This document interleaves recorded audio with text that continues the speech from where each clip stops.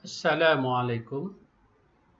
Okay, now we continue to our next part of our discussion. Okay, so we are going to discuss about graphs of linear motion. Okay, so for the first graph, we will look at displacement versus time graph. Okay, this is an example of a displacement versus time graph. Note that for this graph, the y-axis is for displacement and the x-axis or the horizontal axis is for time. And here there are several informations that we can gather from the motion depicted by displacement versus time graph. Okay, so firstly, the information that we can get is the slope of the graph is the velocity of the motion. Okay, if we have a straight line graph, then the velocity is a constant velocity. And if we have a curve, then we have a motion with changing velocity. Okay, and the second information is that if the graph intercepts the y-axis, it will give you the initial position of the motion. Okay, and if we have two graphs coincide, the two objects have the same position at that time. Okay, and as I have mentioned just now, straight line segments imply constant velocity. Curved segments imply acceleration. That is, as we have discussed from the previous video, okay, acceleration is the rate of change of velocity. And the average velocity is the slope of the straight line graph connecting the endpoints of a curve, and the instantaneous velocity is the slope of a line tangent to a curve at any point. Okay, now let us look at the second type of graph, which is the velocity versus time graph. Okay, this is an example of a velocity versus time graph. Okay, so for the vertical axis, it is for the velocity, and for the horizontal axis, it is for the time. Okay, and for the velocity versus time graph, we can also have a graph, a straight line graph or a curved graph. Okay, what are the informations that we can gather from a velocity versus time graph? The first one is slope is the acceleration of the object. Okay, the y, if the graph intercepts the y-axis, it will give us the initial velocity of the motion. And if two curves coincide, two curves here means two curves for two different objects, then the two objects have the same velocity at that time. Straight line segments imply constant acceleration. Curved segments imply non-constant acceleration.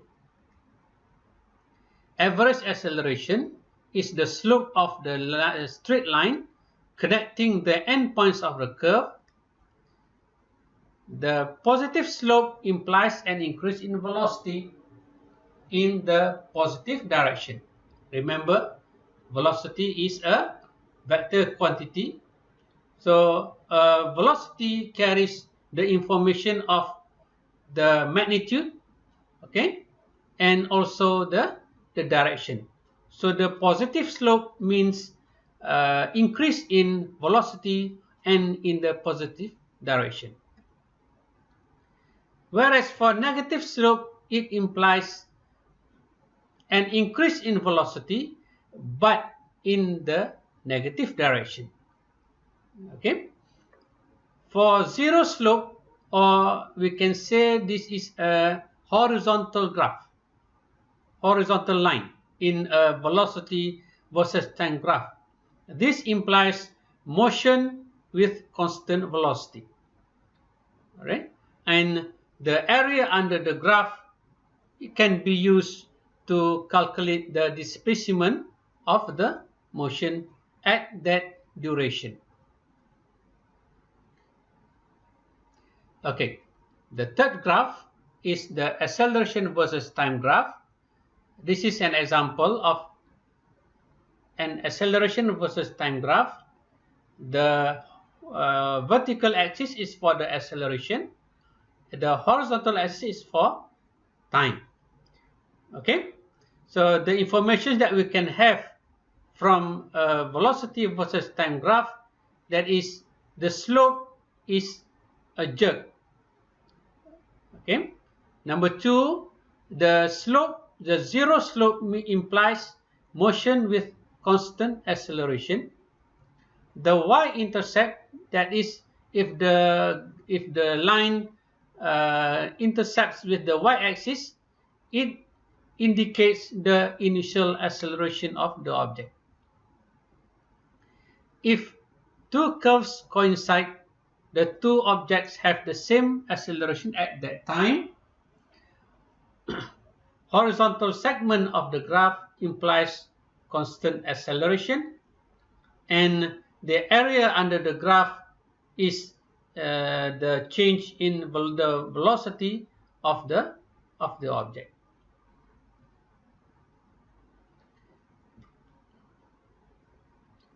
Okay, now we go to example 3 to see how we obtain informations from a graph. Okay, for example 3, we will be discussing a velocity versus time graph. Okay, as shown here in the graph here, and you can see that there are angled lines, and there are also horizontal lines here, and we will discuss how to gain information about the motion from this type of graph. Okay, so for this example, we have to compute the acceleration of the object at t equal to 5 seconds, and b, the total distance traveled in 30 seconds. All right. Okay, note that from the graph here, okay, there is no value given. There is no value of velocity given at t equal to 5 seconds. But we note that from the graph, it is a straight line. Okay, so from our previous discussion, we have said that for a velocity versus time graph, the slope of the graph is the acceleration. So if we have a straight line here like this, this means from 0 to 10 seconds, the object is moving with constant acceleration. So using this information, we use the equation for acceleration, delta v over delta t, okay, and taking the motion between t equal to 0 to t equal to 10 seconds. So we have the information about the velocities and the times during the motion, and we have the acceleration at t equal to 5 seconds to be 0.5 meter per second square. Okay. Then we look at the total distance traveled. Okay, since this is the linear motion, okay, so the total distance equals the total displacement, right? Okay, so the total distance traveled in 30 seconds is the area under the graph. Okay, so what does area under the graph means? Okay, so we can see from the graph, from 0 to 10 seconds, it is the area under the graph has a shape of a triangle, right angle triangle. from 10 to 20 seconds, it has a shape of a rectangle. From 20 to 25 seconds, it has the shape of a cuboid. And from 25 to 30 seconds, it has the shape of a triangle. So using the formulas for area for this shape, we can use this information to calculate the distance from 0 to 30 seconds from the graph. So the total distance is the summation of the area of the graph from 0 to 10 seconds plus area of the graph from 0 to 20 seconds plus area of the graph from 20 to 25 seconds and plus area under the graph from 25 to 30 seconds. And that